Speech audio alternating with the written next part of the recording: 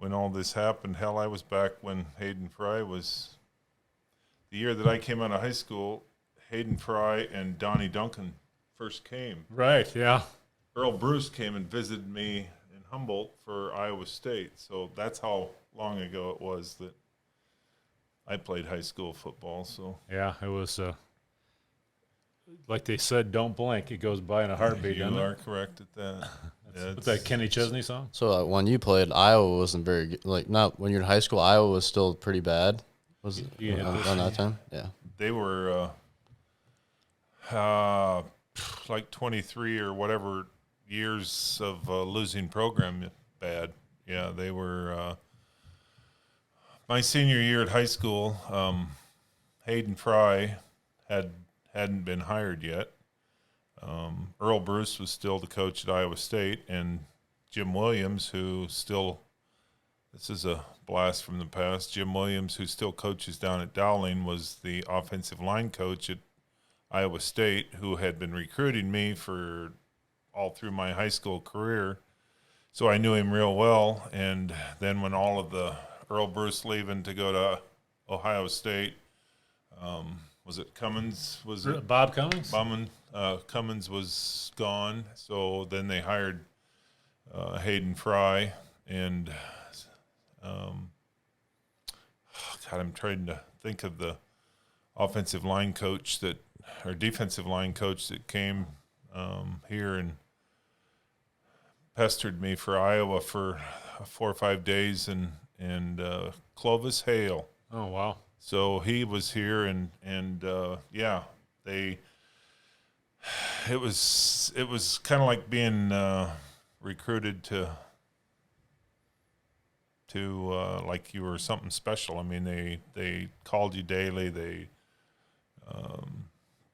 kind of catered to you like you were something high class or something. But Recruiting back then was a different animal, Right. wasn't it? I mean, Yeah. you probably talked to guys in the NFL that there was a lot more stuff going on behind the scenes than even there is today, right? Well, I sit and I look at my phone and I see that Iowa State or Iowa or Nebraska has got some kid from 2024 that's committed to them. It's like, who really cares? I mean, just because you commit to somebody doesn't mean that you're tied to them. Right. You can commit and decommit just as fast as you commit. So it's one of those deals that college sports is just went through the roof. And now with all this money, I don't even – not saying that I would be against it, because I really believe that the NCAA has been taking a lot of money for a long time, and people that, there's only a small fraction that make it through to that level. They should be able to get some of that back. Look at NCAA basketball, or look at what the college football playoffs do, or, it's just crazy money. Yeah, I think it kind of hit home to me when Thomas's one of his favorite 30 for 30s on ESPN was the Michigan Fab Five, and that's when Chris Webber was talking about I couldn't afford a pizza, but then my jersey's hanging in the bookstore window, and Right. people are making money off it, and I don't get a penny. Well, That's not right. When I was in college, on Sunday night for training table, they didn't give us a meal. You know what we got? On Sunday night? On Sunday night, they didn't have a meal over at the Towers, so they gave us $5. So 4 of us would go together. 4 offensive linemen lived together, and we would buy 2 large pizzas. At that time, we could get a Domino's pizza for less than $10. So we'd split one, and it's like, $5. You had to go. You had to tell them like I came home, that somebody else was picking up my $5. That's how tight the money was. Wow. And I drove a 76 Vega, so I wasn't getting anything under the table. So you were playing with Carl Nelson, Yep. right? Brian Neal, who was a senior, I believe, when you were a freshman. Am I right? Yep. Okay. And Coach Williams, you said, is still coaching at Dowling? Still down at Dowling. So when I was in high school, so I'm 5 years younger than you. So I remember you playing in high school because I was an offensive lineman. back then. I went to Donnie Duncan's football camp in 1981, and Coach Williams was our coach for that week. Yep. So it was, it's amazing how, we're only 5 years apart, but back then when you're 18 and 14, right, it's a gargantuan thing. I can't believe I didn't know Coach Williams is still coaching. He's a still down super at guy. Dowling, still helping with the offensive line. And I don't want to date him or anything, but God, he's got to be getting into his mid 80s. Oh, it's got to be easily. I mean, but every time on Friday night I watch highlights, and because the Dowling Maroons are always on one of the, and you always see that. There he goes. And he's had, lighter hair forever too, right? So you can't tell if he's aged. No, and he looks the same as he did in '81. Back when I played, that's Coach Williams. Yeah. So when you play, I'm from Humboldt, you're from Humboldt, so we have that connection, obviously. So, I was just wondering, because you were, a huge guy back then, so, just, going through my high school, any big guy, but, any big guy's skill. So you probably had way more skill than everyone back then, because, Northwest Iowa, it's kind of – did you just absolutely dominate? I don't know about absolutely dominate. We had a group of kids that I don't know how the hell we, pardon my French, that's I don't right, know how the hell we didn't win the state championship.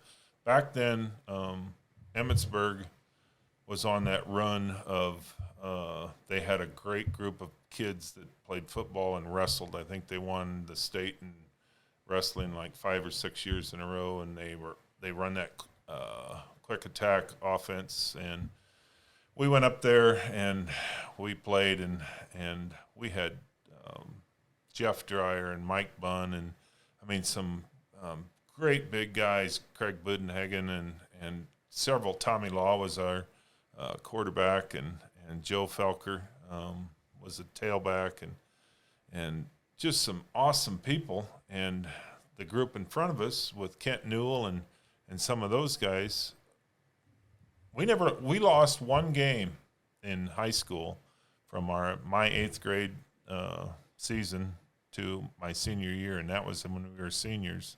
We lost to Algona High. We went up there, and we were a little full of ourselves, and we got our butts handed to us. And Coach Petit was not a very happy camper, but we turned around and got beat the following couple weeks later by Emmitsburg. So. So how would you compare it? You were on staff when the 06 team on Humboldt was there with Tyler Nielsen, Alex Tapman, Jordan. How would you compare that team to your team, size-wise? Size-wise, I think we were probably bigger.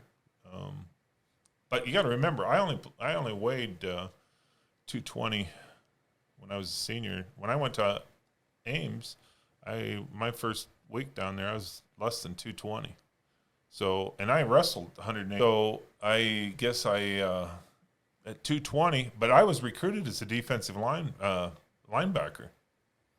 And I loved to play defense. That was, to me, the ultimate. I was an All-American in high school as a linebacker because I just loved to hit.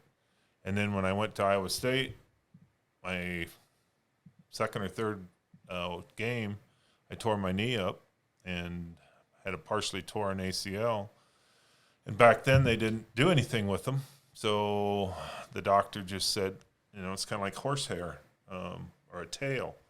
They can't do anything until it completely tears. So basically just play until it either tears or we can fix it. So they moved me to offensive line, which Coach Williams was the coach. He'd recruited me, so he was tickled pink. And the rest is history. I started at guard and played the rest of my career. You started 11 games as a sophomore, is what I read. Yep. That was a good move as far as probably where do you think your career would have gone if you would have stayed on the defensive line? Do you think it would have had any effect at all, or was the offensive line kind of your niche? I think depending on at what level, I remember going back then when I was a freshman. Chris Bosky was all Big 8 newcomer of the year, and he ended up tearing his knee up the following year. So he kind of was gone, But we had some unbelievable players that, I was learning the game, on a different side of the ball. But I always thought I played the game with a defensive mentality. Sometimes and God knows I don't claim to be a saint. I don't think my light's blinking, but I just sometimes you kind of have to be a little off the wall to play the game, because if you don't, somebody's going to try taking your head off. And I guess I remember trying to explain that to kids that in high school, because every year you play, you don't know when that last game is going to be. And I was blessed to have the ability to play, from 8th grade to my senior year. Then I played 5 years at Iowa State, and then I got to play 10 more years to a game that I dearly love. And to this day, I still love it. I've always told my wife that, a couple of years after I retired, if you come home, and this dates you, if you come home and the cord for the phone's hanging down, I'll let you know where I'm at. Because if someone calls and says, we want you to come play in Denver or Dallas or wherever it is, I'm gone. And she's like, oh, you don't know. I'm gone. Because the first couple of years, I just missed the game that much. And now it's just one of those deals that I rarely watch professional football, but I love college football and I love high school football. So you mentioned your wife. So I've lived in Humboldt 20 years, and so we've got a lot of mutual friends. So there's a lot of urban legends that I hear. I hear about when you got married in Humboldt. How many Bengals showed up to your wedding? We had a couple. I had a couple that this was kind of it was one of those deals that we got married, and it was just going to be a private, both her family and my family, and just get married and get it over with, and nothing, no hoopla and all this. Well, then I found out Brian Blados and Joe Walter were coming. So, they come and I got pictures at home of their the suit, and Joe looked like they had sprayed his suit on him. His jacket was that tight, but. Yeah, they were there, and they showed up at the church.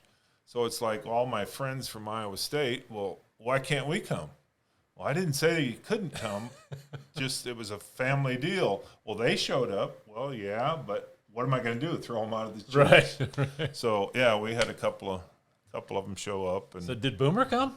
No. Oh. No. See, that's a legend. I'd heard that he flew in and flew out that day. No, Boomer, that year, Anthony came.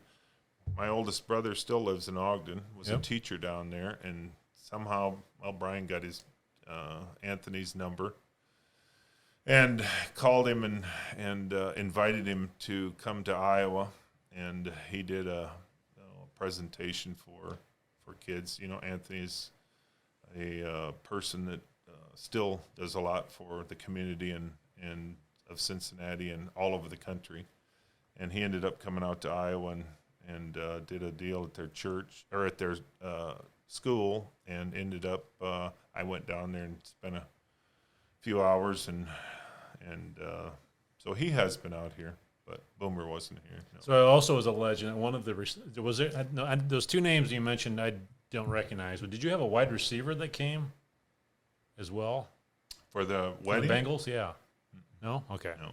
There was a legend going around that one of the receivers was there sitting at the pine, putting lotion on his hands to keep his hands soft to catch the ball. And so I always have to, every time I hear stories like that, I have to filter them out a little bit. So I do know that you probably don't remember, but remember the Doozy Burger? Yeah.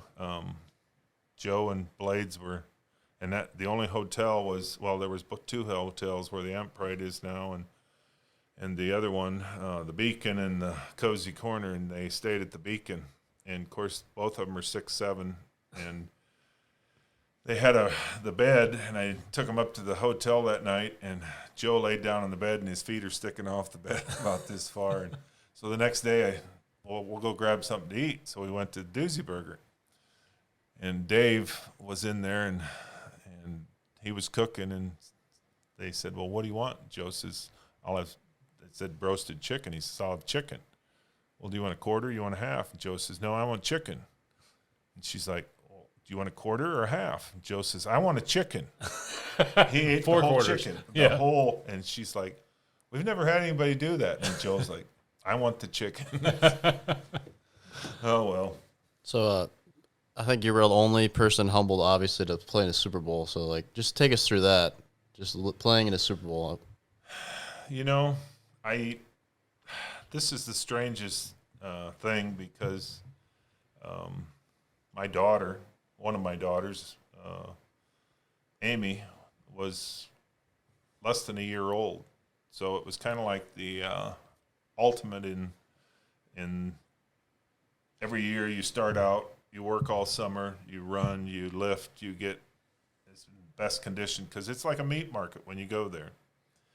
They got 100 people every week. They're cutting people, and you see that, on your phone now, Tebow got cut in the last day or Oh, so. did he? And, I didn't see that. and every day you're constantly worried. You're trying to remember plays. Am I going to make it? Am I not going to make it? Am I going to get cut? That they always called it the Turk. The guy comes and knocks on your door, and they always do it in the morning. So you'd hear the dreaded hot knock. Well, was that our door? No, because you had a roommate.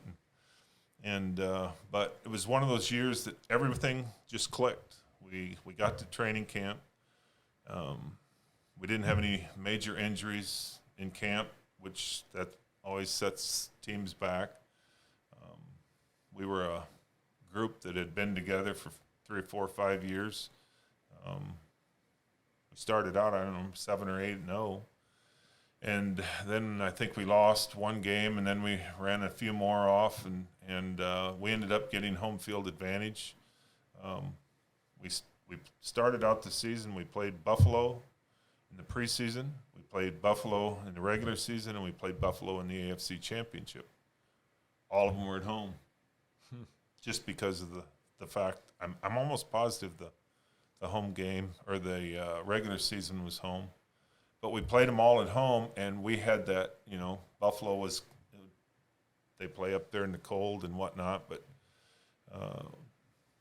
it was one of those years that just unbelievable. But anyway, here, back to my daughter, a couple of years ago, where, everybody gets together on the Super Bowl, and we're sitting there, and Amy looks at me, and she goes, Dad, one of these days I'd like to watch your Super Bowl. I kind of looked at her like, what? She goes, I've never seen your Super Bowl. I said, I've never seen it. Really? I've never watched the whole thing. I can play it in my head. I've seen clips of it. And Coach Van Pelt, every year when they're running, he'll see me at church and say, hey, I watched the Super Bowl the other night. And I said, I guess I have the ring, and I hardly ever wear it, partly because after the ring was fitted, I broke this finger, and it doesn't fit on my finger, so I wear it. When I do wear it, I wear it on my little finger, and I don't feel comfortable. I'm afraid I'll lose it. So, but it was, it was down in Miami. At the old Orange Bowl, I'm assuming. No, it was at Joe Robbie. Oh, was it? Yeah. Okay. Joe Robbie was fairly new. Okay. Remember, baseball season had gotten over, and they returfed the infield, and ended up losing two. Timmy Krumrie broke his leg, and Harris Barton for the 49ers, I think it was Harris Barton, broke his leg. So we had 2 broken legs before halftime. Holy mackerel. Because the turf was so loose, and coming up, and chunks is bigger, half as big as this table. So it was just one of those games that I really, growing up as a kid, that was all I ever dreamt of. Is I come home from church on Sunday, and I'd come back then. We only had one TV, and the changer back and forth from ABC to CBS, and before ESPN, and so you'd sit and watch TV Sunday, and that's what I dreamed of, is someday getting a chance to. Well, I got to live out my childhood dream, and play a game that I dearly love. So it was the best blessing that the good Lord ever. Well, I shouldn't say that. I have a great group of kids and grandchildren. So at one time it was the best blessing. So you play, was it Joe Montana or Steve Young? Joe Montana. Yeah. And Ronnie Lott was probably on Oh that yeah, team. the whole Jerry Rice. Good Lord, that's Taylor. Everybody says, well, was that the what was the drive? We had the ball, or we had Lewis Billups. They ran that out or post across the middle, and like 3 minutes to go in the game, and it hit our defensive back right here, right in the hands, and he dropped the ball. 4 plays later, they run the same play, and our DB is nowhere. John Taylor touchdown. So we get the ball back with like 50 seconds left, and didn't get anywhere, and ended up lost 20-16. So, but I'll never forget the walking into the locker room, and of course we're down here, low as you can be, and Sam Weish walks in and thinking that everybody felt terrible, and Sam looked at us and he says, I guarantee you the sun will come up tomorrow. I can almost promise that the sun will come up. We all feel terrible. We all wish it would have went our way, but by God, the next morning, the sun did come up, and we started working our way back got back on the plane, flew back to Cincinnati, got on a bus. They had to drag us into town, make us drive for the welcome home. Even though we lost, the people were still there. They still loved us, and it was one of them deals. But just that close. Still an unbelievable memory. I mean, even though how many people on this planet can say they played in the Super Bowl? I mean, not very many. No, it was an unbelievable event. It was that was the beginning, I think, of something that I remember back when Sam put this idea together of the no huddle offense, and then Buffalo ends up before the AFC Championship. They petitioned the NFL trying to get us not to be able to run the no huddle offense, because they said it should be illegal. It wasn't fair. Wasn't fair. Yeah, they were mad. So up until like 3 hours before the game, we were in limbo whether we could run the ball with no huddle. So then they said, "Yep, we've been letting them do it all year. Why would we change it right now?" So then the ironic thing is Buffalo comes full circle, and they do their own version, end up going to the next 4 Super Bowls, doing the same thing we were doing. And it was just like, it's all right if we do it, but so anyway. So you were, you've probably, I've seen pictures of you and Campbell together. We've talked to him several times, I'm assuming. Have you heard much about our current offensive line? I mean, he came out and said that we've got 11 starters. Yeah. I mean, I just heard this morning that, they had, I can't even remember which one they interviewed, but their comment is in the years before, the offensive line has been one of the negative or one of the weaker links, and this year they are considered to be one of the premier lines in the Big 12. And I'm thinking, wow, of course, when you have a running back that does what Hall has done, and the last few years they have reason to beat on their chest. I just wish they'd do some. I'm not used to this, position blocking. I mean, even when I taught them up here, I had to go through the steps of the zone block, and you use your forearm, you use your hips, and then you come off to the next guy, and these guys, and it's the way they do it in the league now, and the NFL too. They kind of position, like if I'm blocking this microphone, you just kind of off and Right. trying to basketball pick and roll or screen them. And my offensive line coach in Cincinnati would have had a heart attack if he'd seen us block like that. That's just not what they. What are your thoughts on like how they use the tight ends to block? I maybe slide in just a little bit, just so you're a little closer to this. Okay, you're talking Iowa State. Yeah. I think that the way they use their tight end is awesome. I mean, when you have guys that they do with and their catching ability, it's kind of like we used to call it the Weebies, because when we got into, and I'm talking in Cincinnati, when we get down on short yardage or goal line, we had 7 offensive linemen, and we just said we be scoring. That's kind of the way they are down there with their tight ends, because their tight ends, they really don't know how to do. Do we cover them as a blocking person, and then they sneak out and they were standing in the end zone or standing past the first yard down marker, or I really like the package that they run with that group of people.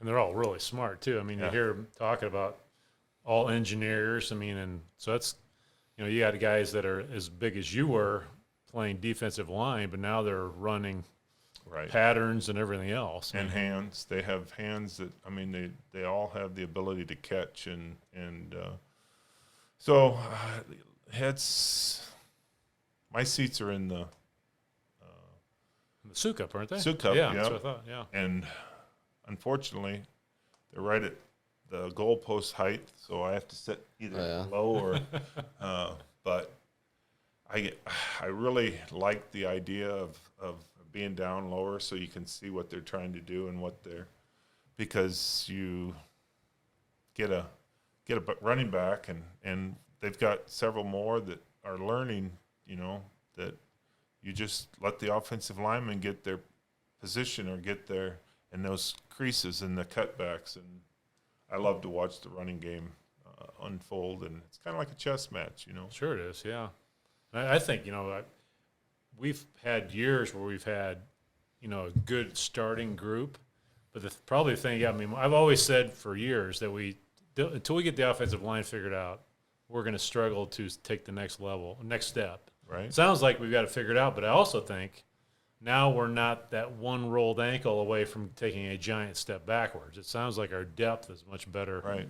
on all sides of the ball. Well, you look at the Chiefs last year going into the playoffs and get to the Super Bowl, and the tackle popped his Achilles, and it was their Achilles. Game changer, yeah. I mean, it actually, you put somebody in a position that hasn't played much, and you don't know how, but all of a sudden, that tackle position, you're a vulnerable position when quarterback's trying to set up, and especially his blind side when he is worried that who's coming, and you start hearing footsteps, and then you start sailing stuff and whatnot. So that 6th, 7th player, it's very important for him to get in during the year, playing crucial downs, and to be able to step in when someone does something like that. So, Just like in a broad sense, where like how Campbell's taken Iowa State to the heights that we've never seen. Like, did you even think that was possible when growing up? From now until then. I watched from a recruit standpoint. When I was being recruited at Iowa State had been to like 4 bowl games with Earl Bruce. Iowa hadn't done nothing. 20-some years, they hadn't won anything. Hayden Fry comes in and changed the whole outlook, changed the way that people talk, changed the way that people thought about Iowa. And, I'll never forget when Hayden Fry came to my mom and dad's house. I invited Jeff Michelson, who was played for the Hawks, and I invited him over because I said, hey, I want you to listen to this guy when he starts talking. And so Hayden comes, starts telling us that this is what I did in Texas, this is the way we did it in here, and this is how we're going to do it here, and I'm going to come and we're going to win. And I'm thinking, you guys haven't won nothing. You haven't won nothing in 20-some years, and you're coming in here saying we're going to win. So he gets done. He leaves. I turn and look at Jeff. I said, so what'd you think? Jeff's just sitting there, and he looks at me and goes, I think he's out of his mind. And seriously, he says, we haven't won in a long time. And I'm like, I know. But the guy, his attitude, it was like his will to win, and by God, they did. Yep. And I've always said, if I'd have went to Iowa State would have went to 4 Orange Bowls in a row, continued what they'd already started. But I just felt comfortable going to Ames because of Coach Williams, and that was the guy that had been recruiting me. So I just, I think that Coach Campbell has done the same thing. He's got players that, even though they might not be, as they say, a 4 or 5-star recruit, but they come in here and you get that gel and you get that mix and you get that, whether it's basketball or whoever, that kid that can stand out there and hit that jump shot, pull the defense away, and all of a sudden it's a whole different game. It's the same way in football. You get that tight end that he's block, and all of a sudden, boom, he sneaks down the sideline, he runs 40 yards, and he's got flipping wide receiver speed. We got a running back that he just has this third gear that, man, he just goes. I just sit there and think, man, I wish I could have had one more year eligibility. I mean, seriously, it's fun to watch. It's fun to see, and it's you can tell just the enthusiasm that there's a lot of expectations, but with expectations, you still got to play one game at a time. You still got to go out and beat you and I, and don't get overconfident, and just do the things you're supposed to do. So, and we hopefully are not dealing with COVID stuff as much as we were last year. I mean, I can't imagine as a coaching staff trying to worry about kids last fall, because we really didn't even know what we were dealing with. I'm not sure we still do, but having them work out, in garages at different places, trying to keep them spread out. I mean, that had to be a major challenge. Well, you look at Iowa, and they're first they weren't having a season, then they were having a season, then we're having a condensed season. I mean, how do you keep kids, nothing against younger kids, but it's hard enough to keep them busy, but yet grounded enough to know that, well, we might be playing in 2 weeks, or we're going to be playing in 2 weeks, or now all of a sudden somebody tests positive and you're going to start. And no, well, now I guess he can play. So, like you say, it's like putting together a jigsaw puzzle that you don't have any idea what the picture even looks like. Well, 2 years ago, think about, we're in a normal year, and now we had to deal with COVID last year. Now we're dealing with COVID and the name, image, and likeness thing. Yep. And that's all been thrown on the coaches, because the name, image, and likeness thing, they still haven't got figured out exactly how they're going to regulate it. And hopefully you're bringing some of the under-the-table stuff above the table possibly, but it's still, and I'm just an outsider looking in, it still looks like it could be a mess if somebody doesn't get their hand around it. Well, I don't know if they'll ever get figured out for, the Alabamas, the Clemsons, the upper level. And to be honest, I really believe that's the reason why Texas and Oklahoma jump ship, because they believe that they're way up here and they should be playing in that caliber. I think that Texas is probably over their head. They've spent more money in the last couple of years. with a coach and buying a coach's contract out and hoping that they can make it work. But I guess we like Coach Campbell said, we're not worried about that. Let's just get ready to play and let all that stuff sort. Let Jamie Pollard earn his money. Let the rest of the ADs because I think they're going to put together a conference, and if they don't, they're going to find a place. Any conference in America that looked at Iowa State and said, we don't want them, would be really foolish. I mean, That's my opinion. You got a beautiful facility. You have unbelievable crowds, and it's a draw. So, Iowa's a unique place. There isn't a whole hell of a lot to do in the fall in Iowa other than go to Iowa State, or UNI and enjoy football. Or drive a combine. And listen to them. Right. That's how I grew up. Yeah. So, back when you played, we probably had significantly less fans than we do now. So, with your, Earl Bruce area, that kind of, showed a flash of what Iowa State could be. And then, Hayden Fry obviously just tormented us for 20 years or whatever. And then he finally retired. And then Coach Mack came in and kind of relit Iowa State until, and then we've been on the edge numerous times. I mean, Coach Mack, Coach Rhodes. Yep. I mean, they were. It was like driving a car that 8 cylinders were running. I mean, it was running perfect, and then all of a sudden we have one that sputter, and then you'd lose the game. But it was one of those deals that I really believe that we've been close for a long time. I just think that Coach Campbell has stayed the course, a lot like Coach Fry did. And Coach Campbell, he's not out beating his chest, telling everybody how he just like a guy that brings his lunch pail every day, walks in, sets it down, starts watching film. Hey, I got an idea. We're going to do this, and he does it, and we all love him. So I guess I'm all for. There's enough athletes in this country we can all be good, as long as it's the cardinal and gold, and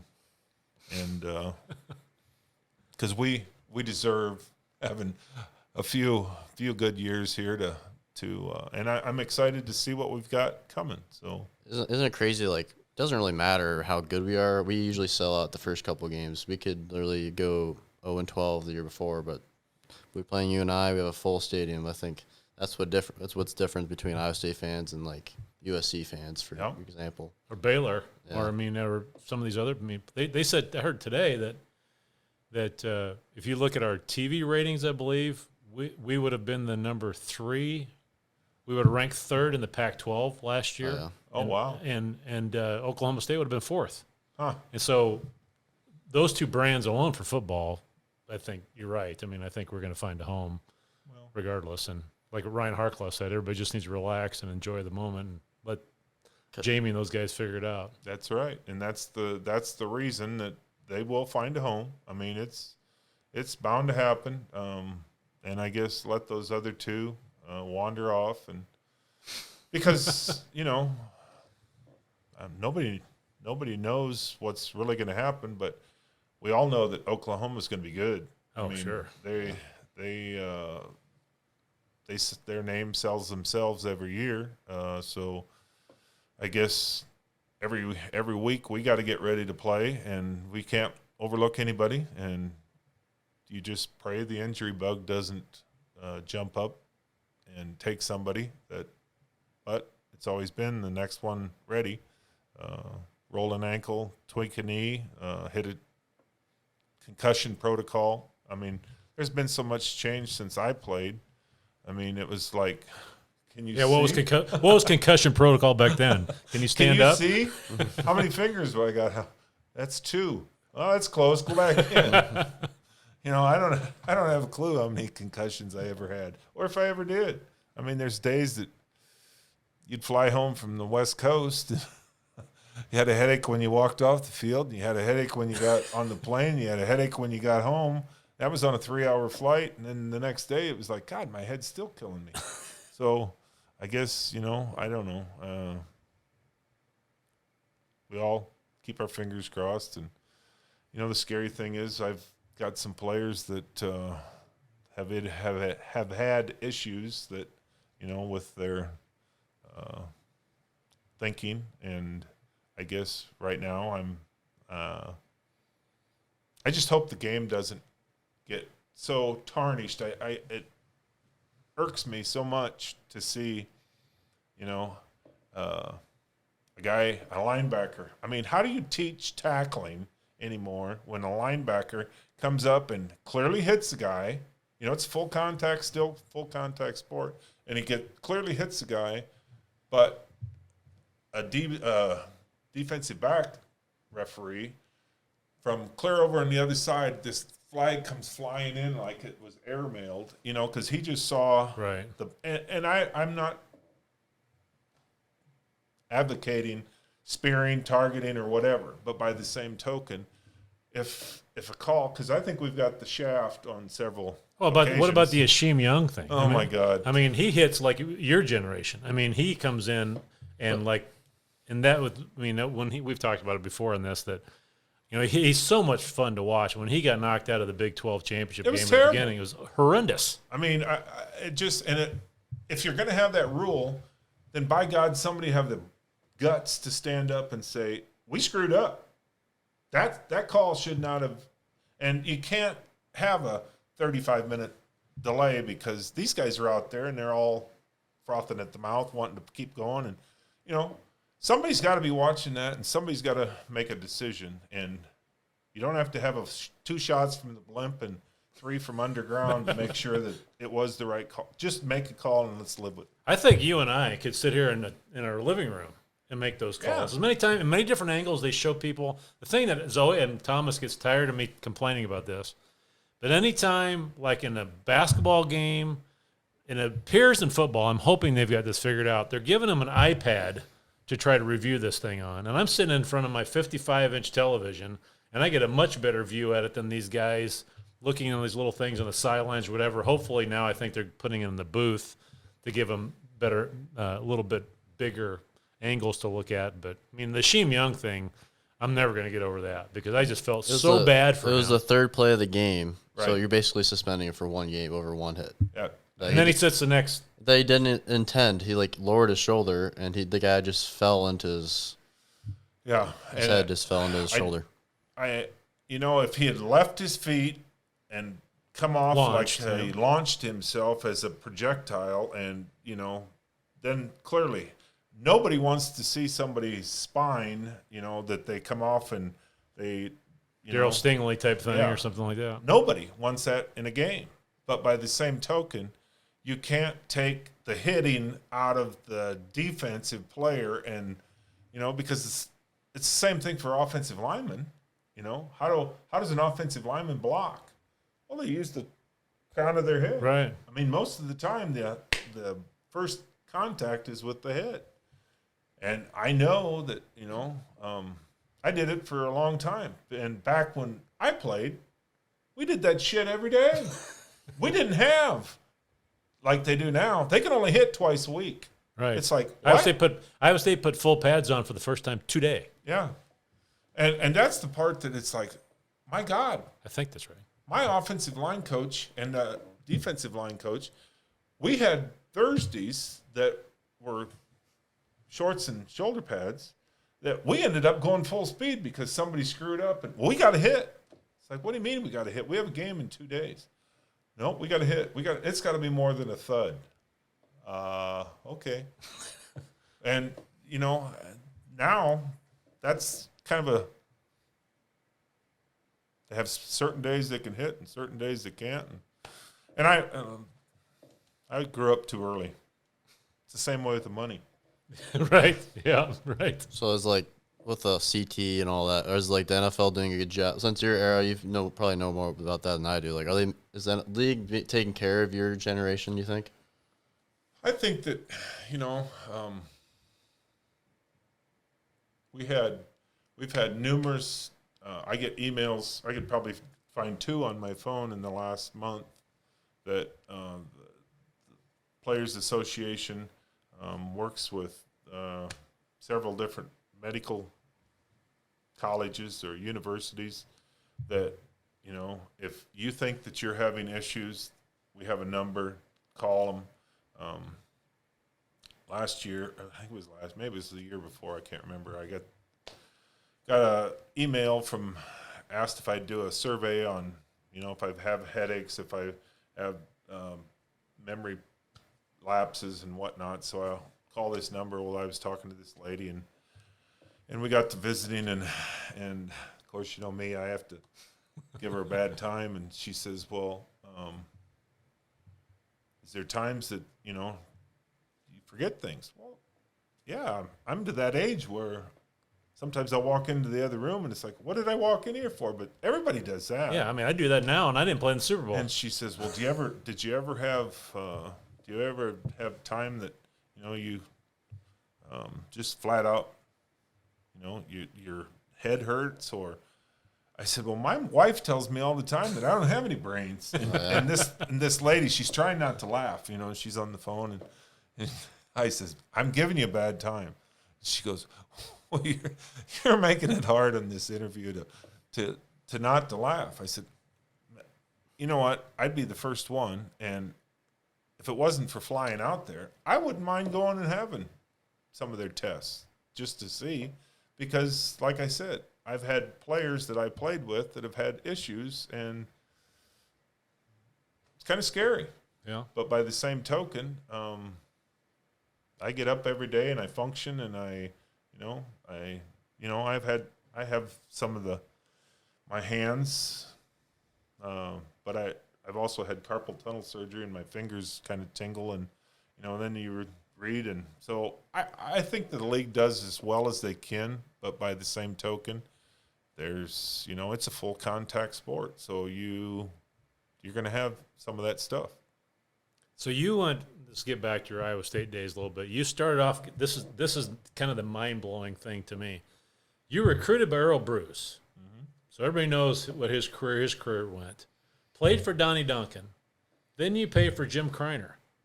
Yep. So that's kind of the. I mean, am I wrong by saying that was kind of a downhill slide a little bit as far as the coaching side of things, or am I?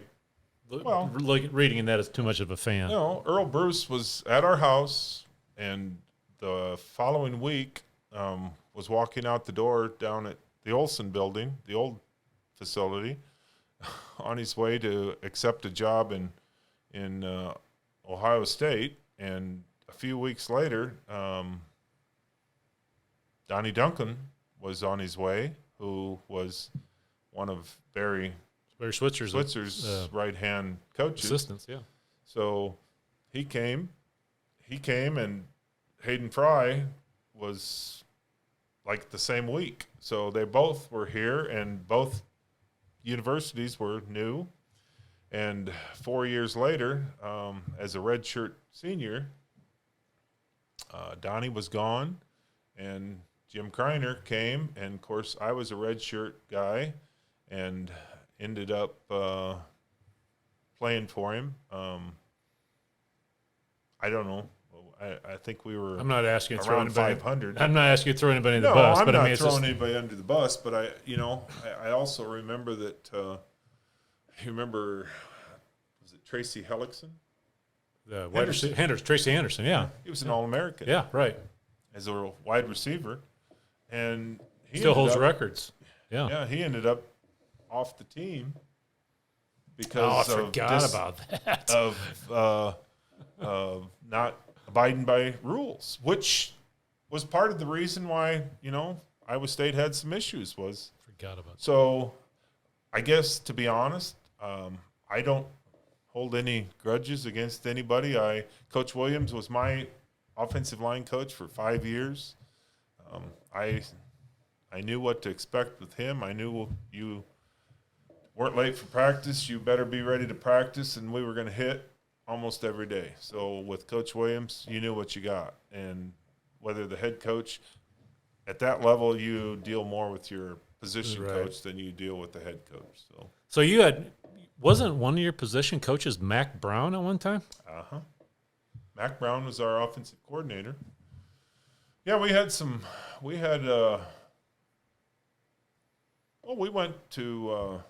went down and played Tennessee.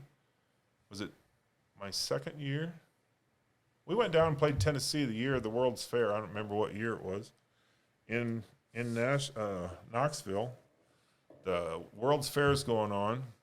Reggie White was a junior, and we kicked a field goal or attempted a field goal at the end of the game with time expiring, and we missed the field goal and should have beat him. Wow.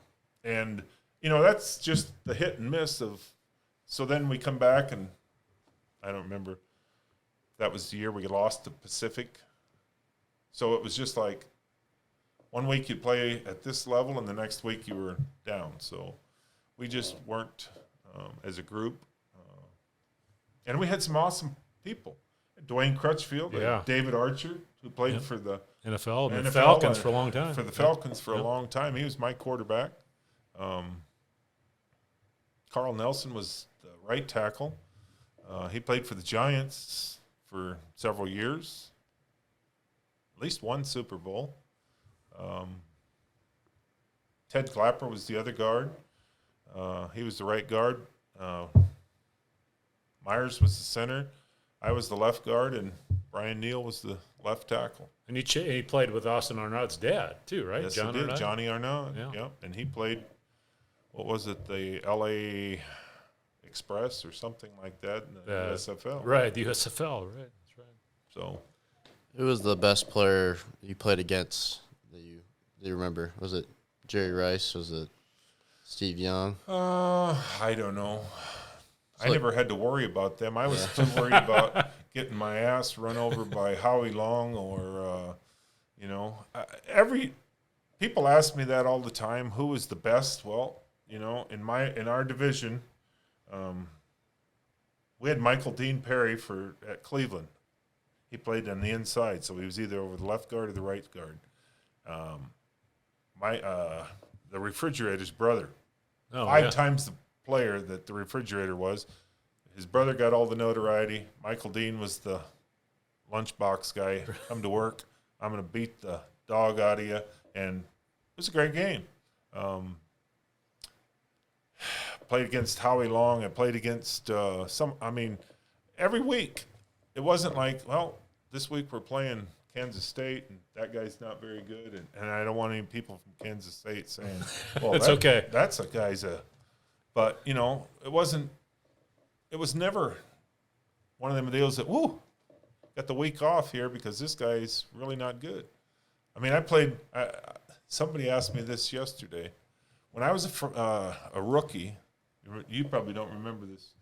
You can Google it when we're done. Remember the movie Joe Klecko was in with, was it Burt Reynolds and Klecko for the Jets? Yeah, I know. This guy, he was just this, he was built like a brick, you know what?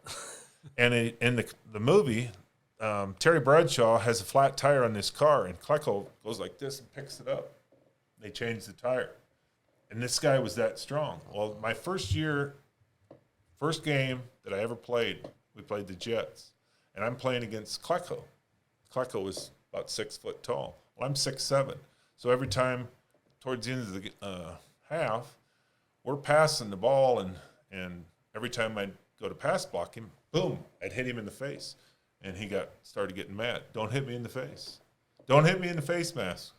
Well, you're short. You're short. I can't help it. So about 4 times he tells me that, and the next thing you know, they call another pass. I hit him in the face again, and he goes like this. He grabs my jersey like this, and he picks me up. And picks you up off the ground? I'm off the ground. My feet are like this, hanging, and he's like, I told you, rookie, don't hit me in the face. And Anthony Munoz is there, and he goes, come on, Joe, leave him alone. And I'm just hanging there like I do to my grandkids. You're 6'7", I'm 270 6'7". something, right? 290? 290. Yeah. And he just Don't do that. So, every game was like a war. It was like your own little battle. And you had to. If I had to pick, I got to play against some of the best. I know the Steelers were in our division, so Lambert and Ham and all those guys were gone. Mean Joe Green was already gone, but I hear all the stories about when these guys were good. It's just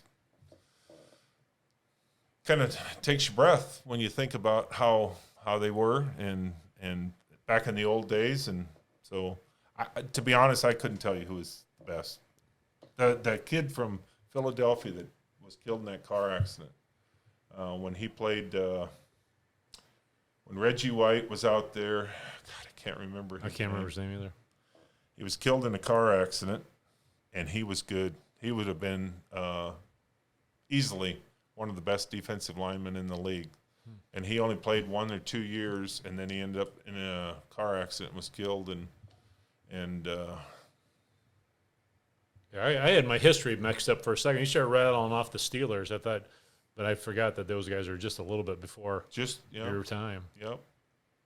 It wasn't a kid from Algona.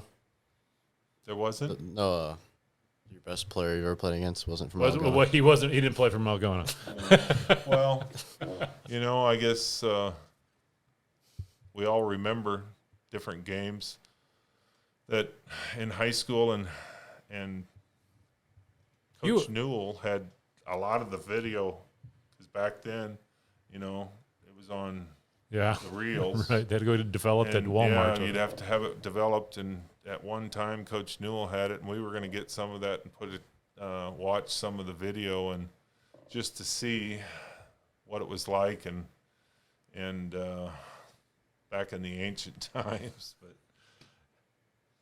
was a lot of fun. So you were a 6'7", 225 wrestler in high school. I graduated, I was 6'4", so I grew 3 inches down at Iowa State, and I went from about 225, 224, somewhere in there, to my senior year, I think I was 270.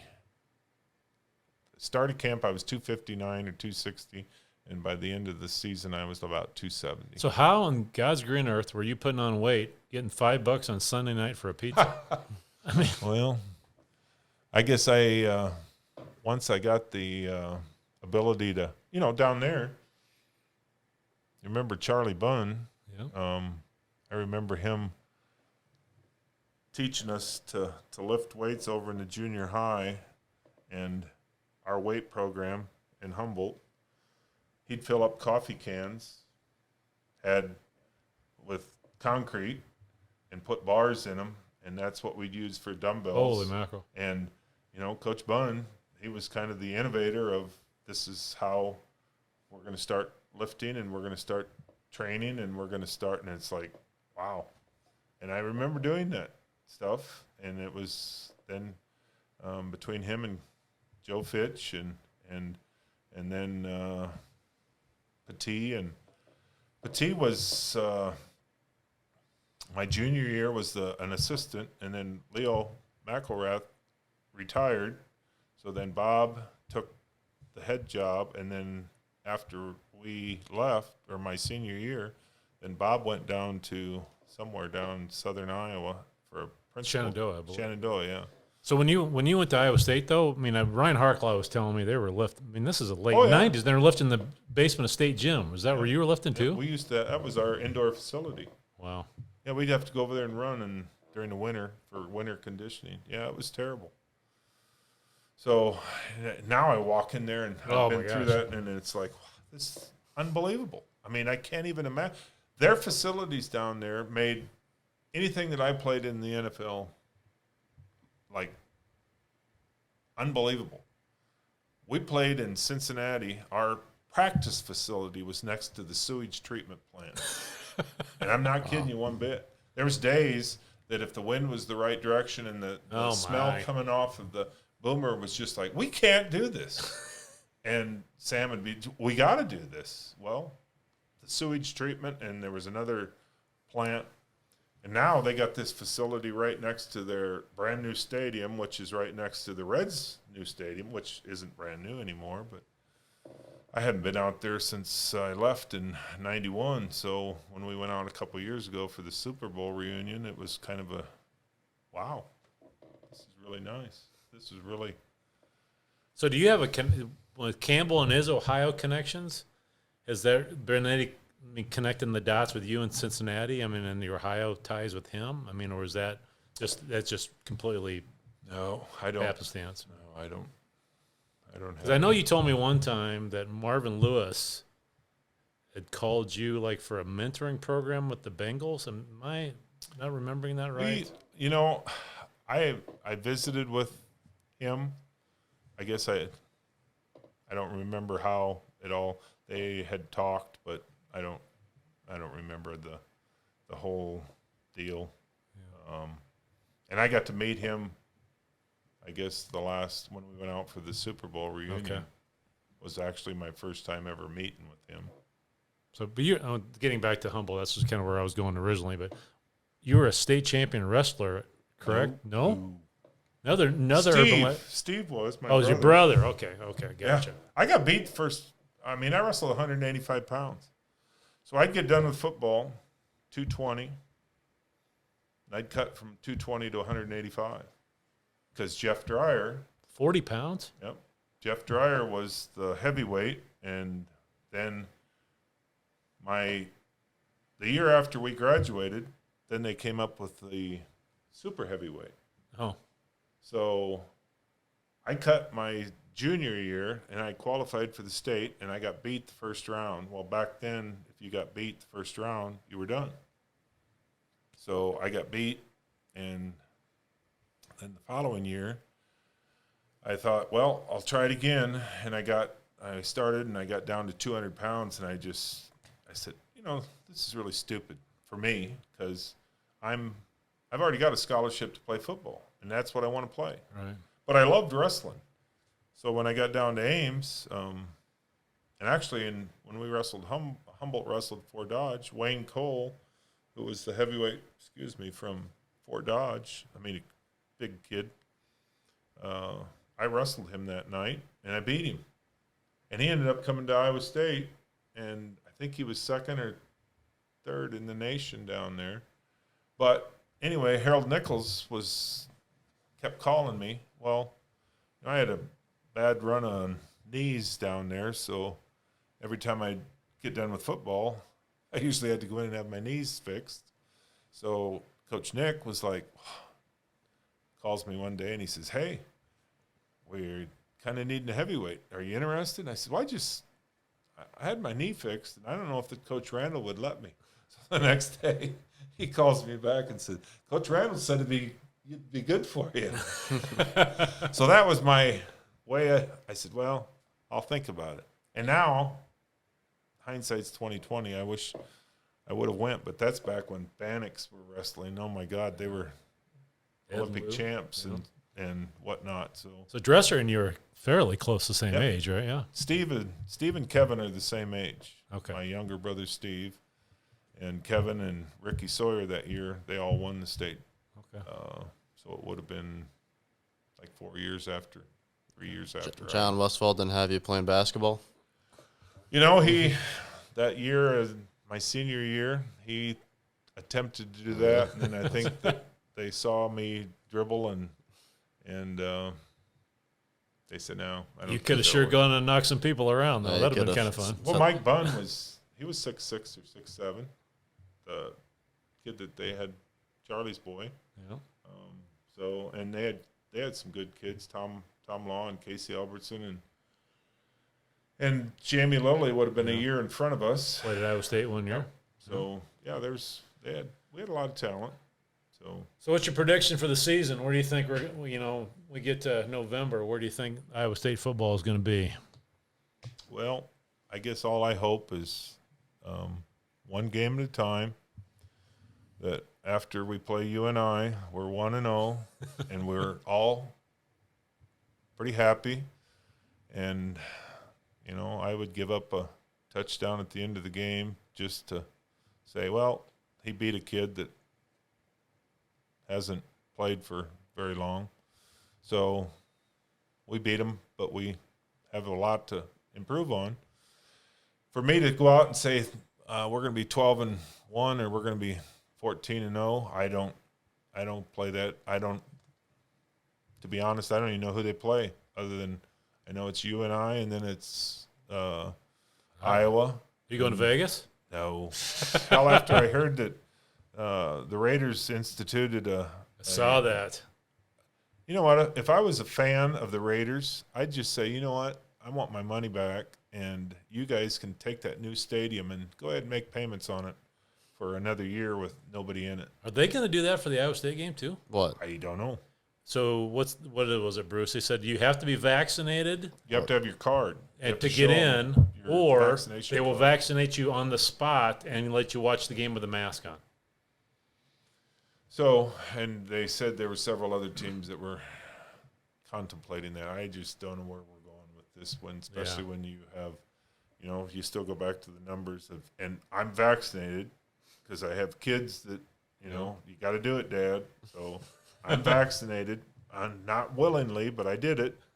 But when you have 90 for young kids in the 90s, that you're going to get through it, 90-some%, and yet we're getting vaccinated by something that's in the 70s, 80s. That's a whole nother podcast, I'm afraid. God. I mean, Yeah, I think we might get kicked out of YouTube now. Well, I'm not against. No. I did it, so I don't have He anybody is to too. blame. Yeah, I got vaccinated back in April, so I guess he's had COVID. I've I've had COVID. I had COVID like 2 4th of Julys ago, so well. I'm and just It's I a just strange hope we time. get It's a get strange, through it. strange time to be a human being. That's what I keep repeating. That's exactly right, and I just hope and pray we get through this with, you know, with as little. But to be honest, I don't know where we end up or how we get to where we're going because we just every time you turn around, now there's a Delta virus, and now there's something else that's out there lurking in the closet. That at what point are we just going to say, you know what? It's time to suck it up, Buttercup. And if you get sick, it's like the flu. You got to live with it somehow. Live with it. We'll get through it and take care of yourself. So I think social media has made this a lot worse too. So how would it have been for you playing with social media? I mean, can you imagine having to go through fans talking crap about you on social media, or, you know, people snapping pictures of you at a bar or whatever when you're in college? I mean, that's a different animal too. I can't even imagine that, you know, you have to, you know, I don't know. I guess I just hope and pray that the people are smart enough, and that's the other side of the game that, you know, you got a great season going on and all of a sudden somebody gets in trouble or somebody does something stupid. And so I think that all coaches have to keep their thumb on the pulse of what's going on. We need to make sure that so-and-so, that Reimers doesn't go do something stupid or whatever, because you could bring kids from all over the country. Well, that kid that's used to being out in L.A., well, that's really not that big a deal. Well, it is a big deal here, so don't do it. You know, and that's the thing where you try to get that mix, that gel, that everybody comes together, and you got this unbelievable team, and you know, those guys are babysitting 17, 18-year-old kids that they're just getting to their point where they want to enjoy. Well, they're away from mom and dad. They're studying on their own. And that's the other side of when you don't put the time in there. So it's a whole new animal. Especially add on being successful at Iowa State you're the first time we ever had like a star player, and you can't go out and you have to stay home and not do anything. That's what Breece Hall and Purdy had to do last year. Like, I don't know how the hell they did that. That's right. And, you know, you got to pat them on the back and say, you guys are the leaders. You guys are the guys, the glue that keeps this whole thing together. And you commend them for staying focused. And that's the point that everything, because whether they walk out and take that first punch from UNI runs the length of the field on a kickoff. Okay, now we got to go. So you just got to come back and be ready. So I think it'll be an interesting season, and I hope we're up to the challenge, and I'm pretty sure we will be. Yeah. All right. Well, we really appreciate you coming on. Thanks, Bruce. It was a lot of fun. Yeah. I mean, it's We bounced around a lot. Yeah, we no, did. that was this. We just we've tried to make this. Thomas has done a good job of just trying to make this 3 guys sitting around BSing about Iowa State and Yeah, we're running out of Humboldt. Humboldt connections, right? Yeah, local heroes. I don't know about anything about a hero, but I guess I still believe that,